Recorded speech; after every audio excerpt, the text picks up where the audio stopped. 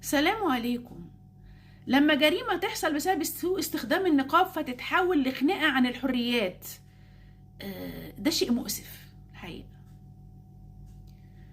بالإضافة إن في مشكلة في إن مفيش صدق في توصيل المعلومات أصلا اللي لها علاقة بالدين.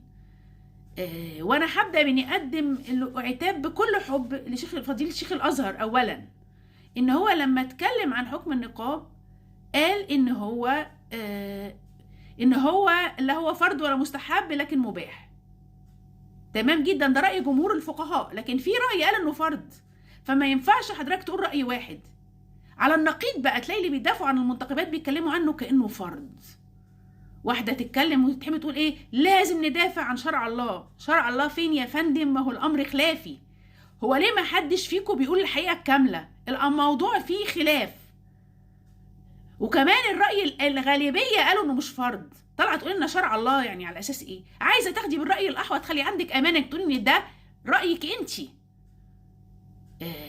اللي بيقولوا انه فرض لهم عندهم ارائهم، وانا اتكلمت في ده في الريل اللي قبل اللي فات.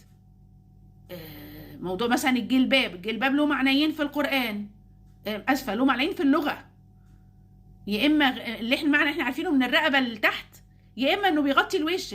بس الرأي الراجح هو الايه، انه طويل. عشان كده غالبية الفقهاء بيقولوا انه مش فرض. تيجي عليك تقول ان ندافع عن شرع الله. طب وفين بقى ان في جريمة حصلت بسبب سوء استخدام النقاب؟ بقى يلا بقى نعالج الوضع بقى. فين بقى ايه الحل بقى؟ فين الحل؟ هنحل الموضوع ده ازاي؟ الله اكبر الله اعظم.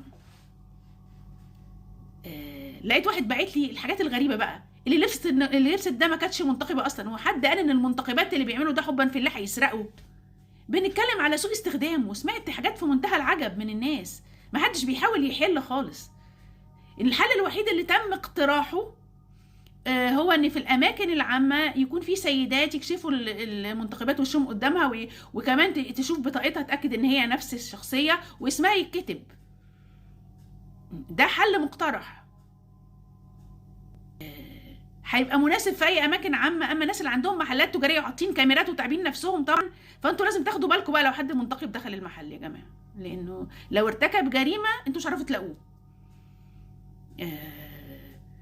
والحل ده هيكلف الدوله وهياخد وقت.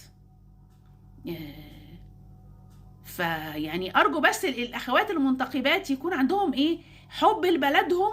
وما قلناش تقلعي النقاب، بس بالقليل ايه، ما تردوش الردود الغريبه ايه، يلا نمنع التبرج. والتبرج المتبرجه هتتكشف، المنتقبه هتغطي وشها مش هنعرف نجيبها. دي الفكره.